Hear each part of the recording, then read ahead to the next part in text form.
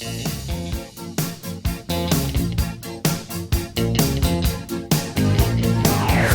hello, everybody. I'm Kim Wright. I am part of the Society 2045 crowd. And these are our Friday Talks. The Society 2045 Friday Talks are interviews with people from around the world who are seeking to create a new future through social movements. We aim to bring together disparate movements from across various disciplines to help co-create a broader and more cohesive vision for 2045. And today we have with us Stewart Levine. And I have known and been inspired by Stewart for, going on 2 decades probably. And Stewart is the resolutionary. He's an author. I'm not sure if he's still a member of the bar, but he's a lawyer. By my definition of a lawyer is someone who once a lawyer, always a lawyer. And Stewart, what else do you want people to know about you? Thanks, Kim. Still a lawyer, though inactive in three different bars. I guess the key thing would be the number of books that I've written about conflict and collaboration. The main thrust of my work has always been about how to get human beings to get along, which is just kind of the critical thing I think that we're all concerned about on this planet at this moment in time, as we face, unprecedented crises and challenges. Cooperation, collaboration, communication, all those things will become more and more critical. Over the years, I've spent, a great deal of time studying human interaction, studying emotional intelligence, studying the keys to effective communication and working together. And how is it that we can, in the world, presence the basic goodness and love that lives inside of us. And in a world that's gone a little bit crazy amok with what I would say is, over attenuated capitalism, how can we still, and technology, how can we still be human beings, social creatures that get along and share a lot of love and connection with each other? Thank you. We have certain questions we ask everyone, and you have kind of walked around this one, but I'm going to ask you, what is your vision for 2045? My vision for 2045 is that people recognize, and I hate to say this, but we're now at 2021, and I think that we're in a world that very, very quickly may get a whole lot worse before it gets better. And what's going to help get it better is our capacity as human beings to be and work together. I think that Doug Carmichael said it really well in his interview a few weeks ago. At some point in time, the food supply chain is going to completely break down, and people will walk out of their houses and look at each other and say, what are we going to do? And from there, create anew. That, I think, is my vision for 25, that more and more people just start to get it, and they realize that the critical way to make life habitable is by kind of, in some ways, going back to the future is the term that comes up in my mind. We've had, quote, back to the land movements for a number of years, but it's time to be working in smaller communities, create economies in smaller communities, and get to know our neighbors. It was amazing. A couple of my neighbors stopped over earlier this week to check out this hot tub that I've got on my back deck, which I had put in during COVID. And all of a sudden, a couple of other people showed up, and it was just such an amazing feeling of warmth and gemütlich to be together with neighbors. These are people that I've known for over 20 years, but it was, and some new people, And it was just a lovely sense of community for the short period of time it was. So to create that vision, there are a lot of things that you work on. What are some of the things that you hope that what you're doing will contribute to bringing about the vision of people waking up and being in community? Great. So I've developed a couple of programs around two e-learning programs based upon the content of my books, based upon the content of the work that I've been doing in the world for the last 25 or 30 years. What are the critical skills for A, collaborating effectively, and B, dealing with differences and conflict that always come up? And I've started to make very, very, very generous offers to nonprofits around the world. So that's one critical piece of the puzzle. Two, I help groups figure out and get clear on what their vision is and how is it they're going to manifest that vision in the world. You know, it's based upon one of my books called The Book of Agreement, to create a human alignment before we move into action and to be clear about what it is we're doing together. So the e-learning programs, I think, will greatly help to distribute this body of work to the world. It's a body of work that's been used and endorsed by a number of thought leaders, and hopefully it'll provide value and benefit. And I have to say that to this point in time, I've not been the greatest steward for this body of work because I always get attracted to other things like a shiny object. You know, the artist inside of me wants to create anew, but it really is time to make sure this work gets out in the world.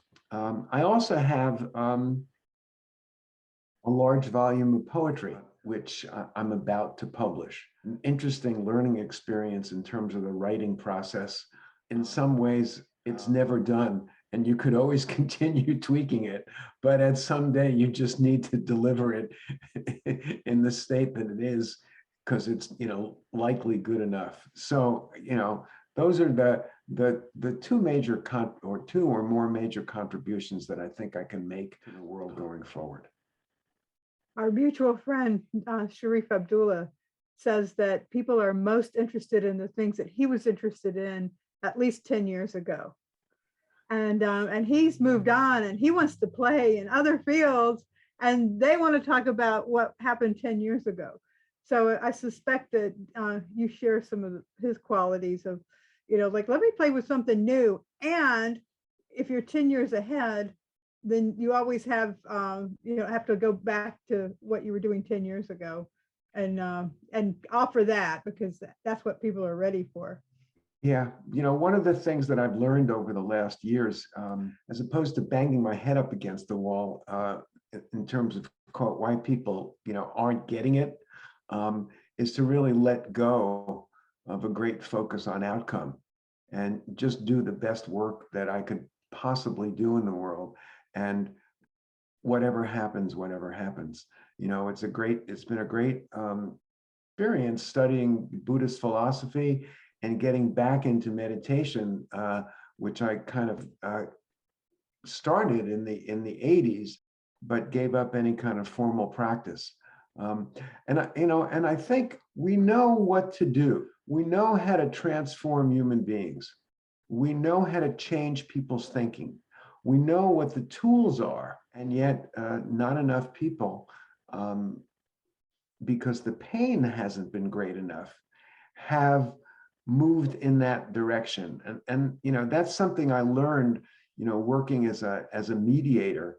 You know, the common mantra was, you know, people won't come to the table until the pain gets great enough, / the cost of conflict becomes too much before they will actually come together and do the serious work necessary to get to the other side. I think that when you said cost of conflict, I remember that's one of the things that I cited you for, is actually looking at what does conflict cost. I think that it's probably in one of your books, or it may have been in a blog post or something. Do you want to say something about that? Yeah, thanks. It's a critical chapter. I remember when I was working on that book, one of the things I said to myself is, how can I get people to pay attention to this? And what popped up in my mind was, oh, we live in a very capitalist society, and people are usually concerned with bottom line, cost and profit and things of that nature. And I thought, okay, so I can create a little bit of a model where the cost of conflict actually shows up as a little bit of a wake up call for people who want to continue, fighting and battling. And I certainly learned that a lot in the 10 years that I practiced law, Kim, and you know it also, how much staying in that mindset costs in multiple different ways. There's the productivity cost, there's the emotional cost, there's the financial cost, there's the relational cost. I mean, it just, and I think back upon my time, litigating cases. Yeah, it was great fun and a great sense of ego and a great energy boost, but it was really a waste of everybody's time. Fighting is a terrible way to solve problems. It's kind of like there's nothing civil about a civil action. And it's kind of a carryover from the old court where people used to joust. And we can't afford to do that. It doesn't contribute in any way, shape or form. There's a much better way to solve problems. It's interesting. Stephen Covey, endorsed my first book, and what he said about the book was, "This is a wonderful way for solving problems." And I hadn't thought about that as such a basic, simple level. Who has influenced you in your work? You've influenced me and Alala Linda, who done the conscious contracts work. A lot of other people have said, "Oh yeah, Stewart Levine. I know Stewart." And so I'm curious about who influenced you. What's your lineage? Yeah, great. So, God, there's so many. It's interesting. I remember sitting down to do a bibliography for my first book, and I just went to my bookshelf and pulled off all the books of the people that influenced me. I've been influenced by Meg Wheatley. I've been influenced by Sharif Abdullah, who pointed out that each one of us has a piece of the solution to the challenges that we face. I've been influenced by the book Getting to Yes and the folks at the Harvard Negotiation Project. I've been influenced by my mentor and partner, Irving Keith, who actually said to me, and I'll never forget this, when I was in my 20s, he looked at me, he said, "Stewart, remember this, you cannot unpunch someone." And that's been kind of such an important piece. The whole body of work, Daniel Goleman's body of work around emotional intelligence, all of the great kind of visionaries in society. Fernando Flores has been a wonderful influence, and his body of work and the cadre of people working with him. Learning about climate science from Al Gore and the great warning that he tried to give all of us way back in the 1990s, which seems like such a long time ago. Jerry Granelli, who just passed away, been my meditation teacher over the past 5 or 6 years. Also an extraordinary world-class Grammy-nominated drummer, and it was interesting. He was a traditional jazz drummer, got extraordinary reviews, played with some of the greats, and yet he continued in his own evolution to experiment. And in some way, I think that's been a model for myself. Always looking for the next edge, for the next rung, for the next learning. The Buddhist work of Chogyam Trungpa has been influential. The Dalai Lama's work, Bishop Desmond Tutu. I mean, all of the Thich Nhat Hanh, all of the great thinkers that so many people are familiar with. But if you dig down deep, that work is just so powerful and important for it to live in our souls. Something you said resonates with me around that being on the edge. Somebody told me the other day that she said, "You don't value security much, do you?"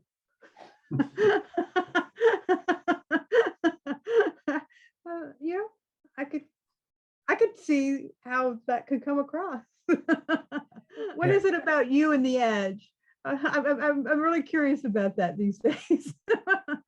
Well, it's really interesting because recently I've been studying the work and looking at the work of Bob Kagan from Harvard about human development and growth and how people can become kind of self-authoring and self-transforming. And this notion of self-transforming is really kind of grabbed me because it's something that I think I've done, which is, one's ability to almost shapeshift and not hold on to belief systems that box us in so that we can change and be there for a situation, which reminds me a bit of the work of Evangelist Arian. All right. The fourfold way: show up, pay attention, tell your truth, don't be attached to outcome, meaning be open to the influence of others, which is at the core of what collaboration is. It's listening to other people with that critical skill so that we can come up with innovation and new solutions. If you're not learning, you're not alive. I think part of that may come from growing up in a family that, had fish every Thursday night.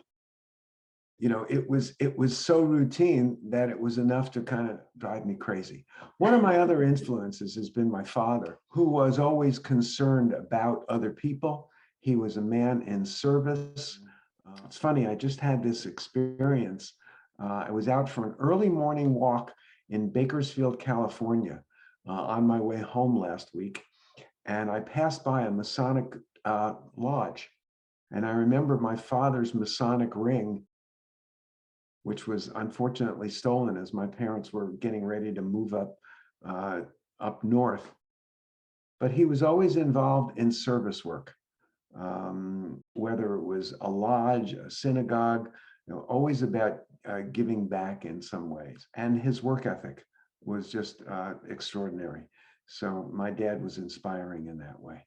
I want to circle back to someone you mentioned quickly, but first, and that was Meg Wheatley. You don't know this because you joined us after we had an event, and Meg Wheatley spoke before we did in a conference. But can you talk a little bit more about the work you've done with her? I'm kind of have a little bit of an idea. Sure. Yeah, well, I've been part of Meg's program, Warriors for the Human Spirit. I've been a kind of a senior member in that program. And essentially, I mean, the short story is, after running around the world doing extraordinary work for a number of years with many, many different kinds of organizations, Meg came to the realization that the trajectory of most of our large institutions was not going to work and couldn't be changed, and that we were in a world that was collapsing. And I was resistant to that, even though I was working with her. But I have embraced that thinking now as I kind of look around the world.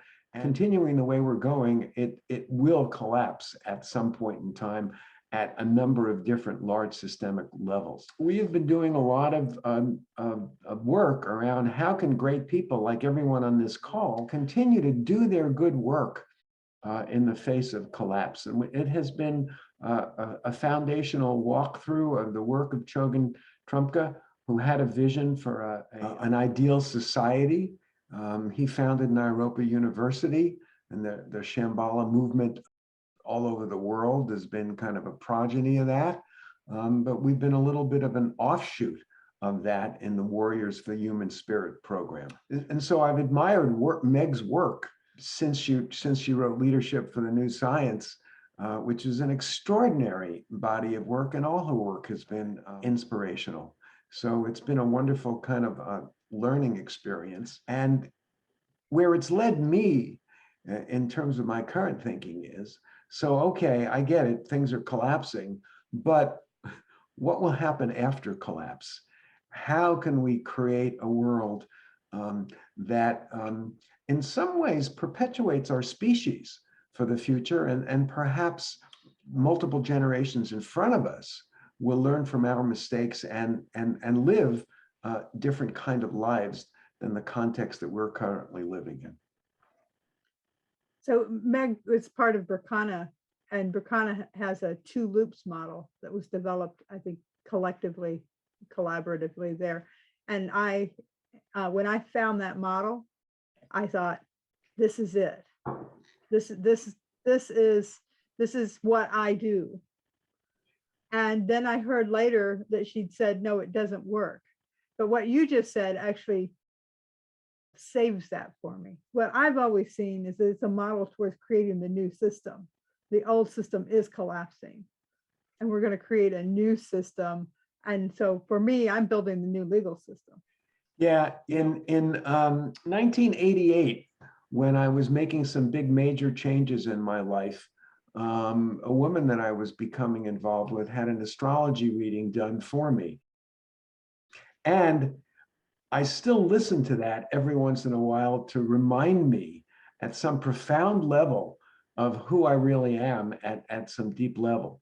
And one of the things the reading said was, this guy sees systems for the purpose of completely reinventing them.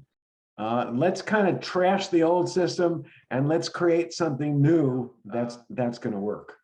The other thing he said, by the way, is they haven't locked this guy up yet. He's such an amazing creative force that you can get in trouble. And sometimes, Kim, I think, and you'll appreciate this as a former practicing attorney, that I learned to practice law so that I could keep myself out of trouble as I move through the world.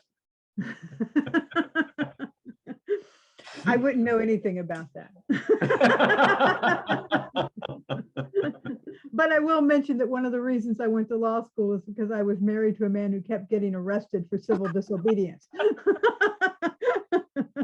So when you look out into the world and see what other people are doing, what other movements or disciplines share your vision? It's interesting that you mentioned that, because I just looked at an organization called Code for America, which is making great contribution to nonprofits through the use of technology, and they're expanding greatly.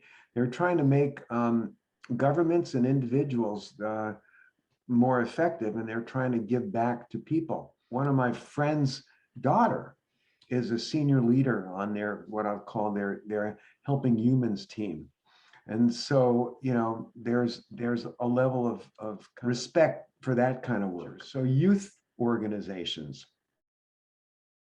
all the organizations that are trying to deal with the racial challenges we have, the Black Lives Matter movement, people who are trying to wake people up to the fact that we're much more the same than different. The work of Brian Stevenson, just to raise awareness in that way. Progressive thinking, be it around behaviors that are more human, be it around changing thinking,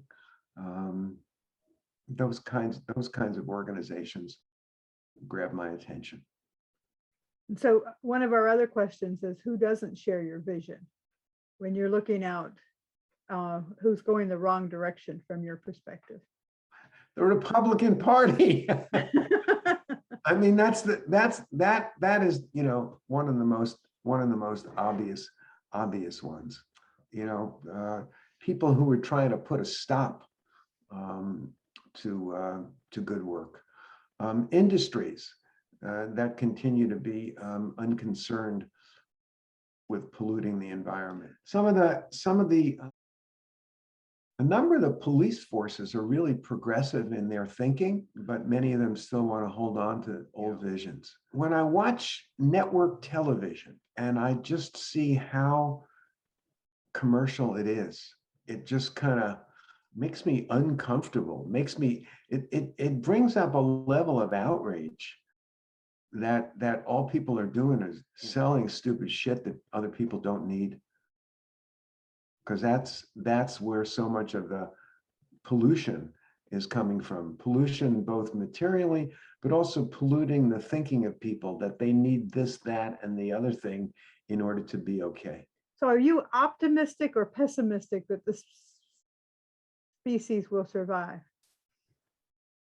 I'm optimistic that we will survive in some form. I think there are enough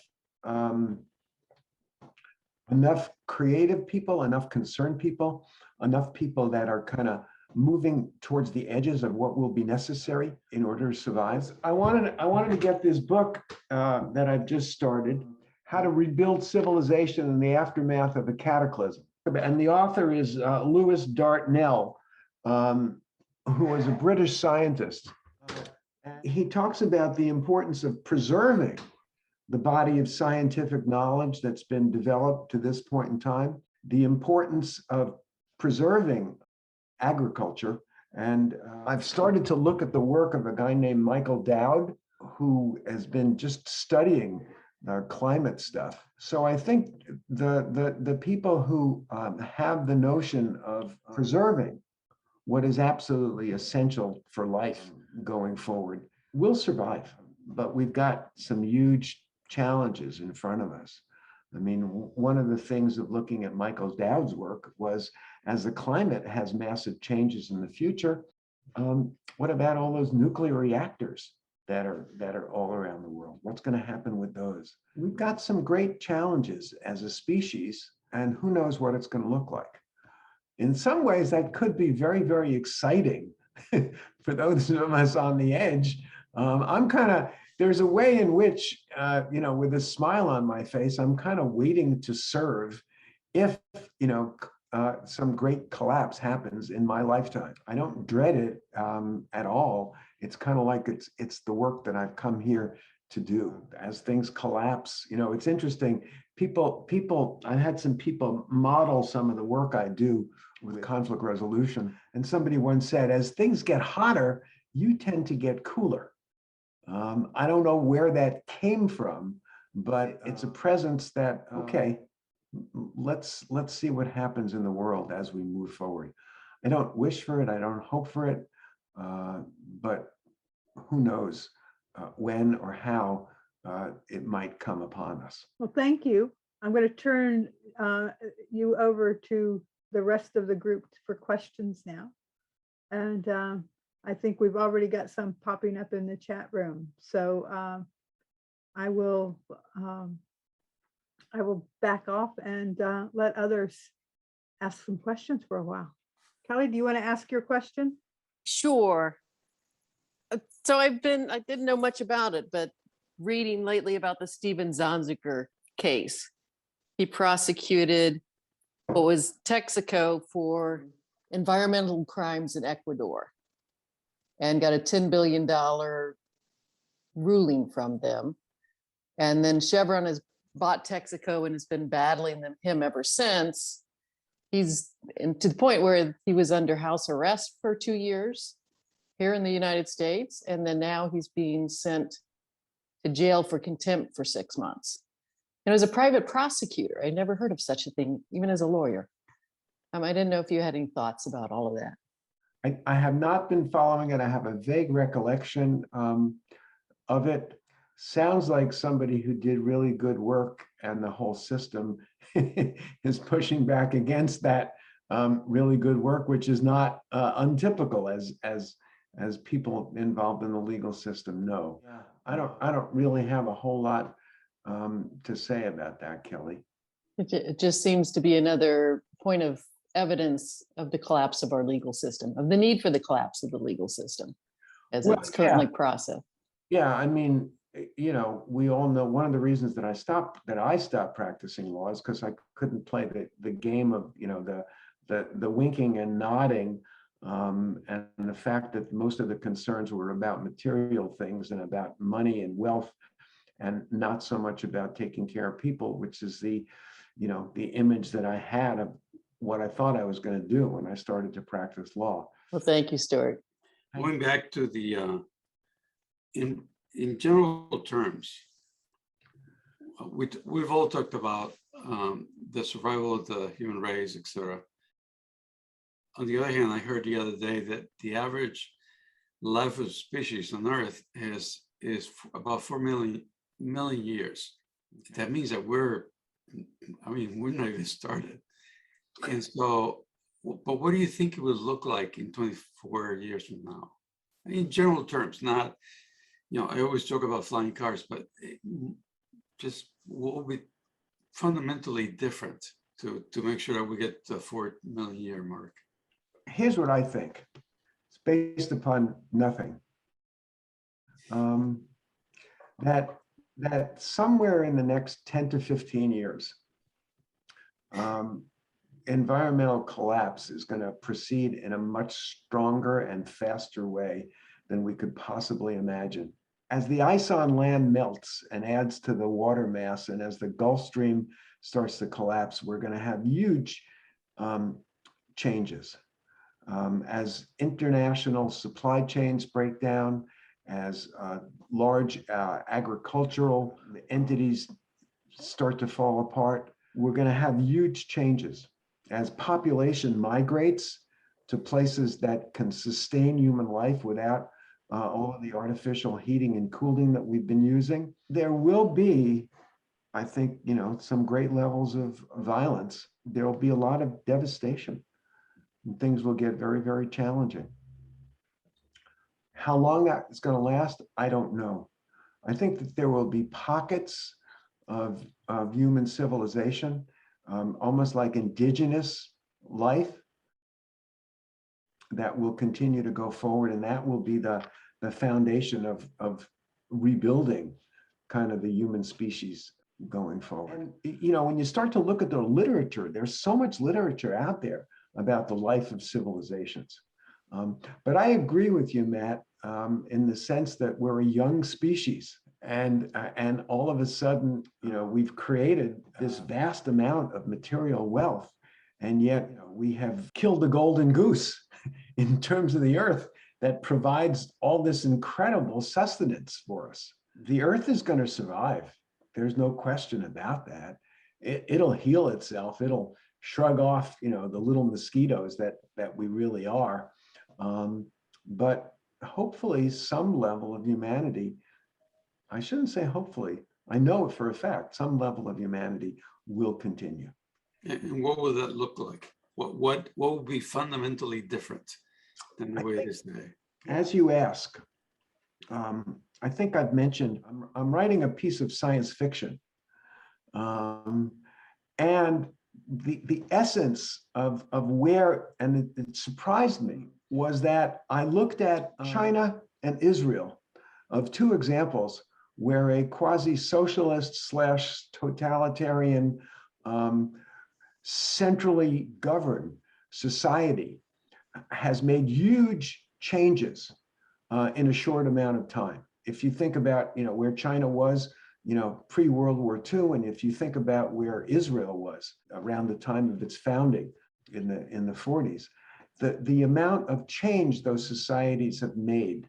Democracy doesn't seem to be working right now because it's leaving too much room for bad actors. And so in some ways, what's popping out is a level of benevolent dictatorship for a while, something to control human beings' tendency to go over the edge, whatever that means. And so that's what it could look like going forward. I mean, part of the science fiction is that things get so bad that nation states, which seems to be a poor way of organizing the planet, surrender their sovereignty to a body that's benevolent in its dictatorship, but is concerned with the preservation of what's necessary going forward. That could be a way to preserve the scientific and technological advancement, but also keep it under control in some ways. And Matt, as I think about this and talk about this, I'm getting some chills, even kind of thinking about it. I don't know exactly where it's coming from, except from who knows? I don't know. So anyway, thank you for asking the question. Well, the answer about that China would be a model for the future, I think that would be part of the collapse. I was looking beyond that, but I get what you're saying. Thank you. Mm-hmm. Yeah, I was just using that as an example of how you get rapid change in a short amount of time. I wasn't suggesting that that would be the, you know, the model that was followed. What are 2 or 3 things that you can point to that are really practical of, if we can do this, we stand a way better chance? You know, do you have a couple of on the ground suggestions of, it's going to be tough? You know, going back to the limits to growth and the 30-year update to limits to growth and beyond limits, we're already in overshoot. Collapse is inevitable. There will be some big major disruptions. So rather than posit, oh, we'll get through it, here are 3 practical strategies for surviving that. What have you got that you can offer us there? Yeah, great. So what comes up for me is that individuals will have a choice to step into the lowest form of humanity and become bestial, or to step into that higher form of humanity and start to let go of what they think they need to survive. In some ways, it is, you know, when you talk about the next step of thinking that we might engage in, it's a lot about letting go. It's a lot about letting go, and it's almost the choice of choosing to love or to fight. You know, if I think about myself, and I talked about this earlier, if things are collapsing, and all of a sudden, okay, Stewart, it's time for you to step into some role of leadership. It's kind of like getting people to just stop before they turn into a great level of bestiality, to start to let go of trying to hold on to and preserve the way it's been, and we need to create something new. It's almost like, you know, everything is collapsed, everything is gone that we thought we would need, and we can continue to fight about those things that won't be meaningful at all unless we can survive. So the letting go piece, emotional intelligence comes up as a really good model. Having a level of self-awareness of what is it that you're doing, having a level of self-control and self-regulation, empathy, care and concern for the other folks and people around us, having a little bit of a vision for okay, given the givens, what can we do? You know, back to Doug Carmichael. All right, food, you know, supply chain's gone. We need to eat. Before we start eating each other, we need to figure out, you know, how we can nourish our physical beings to stay alive. And going back to this notion of social features. I remember doing a great deal of work with a woman that helped me develop my body of work. You know, what is my best work in the world? And she was an anthropologist by background and education, and human beings living as hunter-gatherers on the earth, groups of 14 to 20 people as the ideal size of a group. So in some ways, inverting to that somehow, I don't know. I'm sure that but at the human level, tapping into our own basic human goodness, love versus becoming violent, hateful, and bestial. Is there anything, Stewart, that you haven't said that you want to say in closing? No, just to share my appreciation for the opportunity to share what I have. Thanks for asking the questions, Kim. Thanks everybody else for your questions. And I just think that I greatly appreciate, Matt, what you said, that we're on this journey as new kids on the block as a species, and we got a long, long way to go and a lot to learn. You know, getting beyond, you know, our little ego thinking about preserving our own life is just critical at this moment in time, and sharing the joy that we can create by being in this journey together. So thank you. Thank you. Thank you. Thank you. Thank you, Stewart.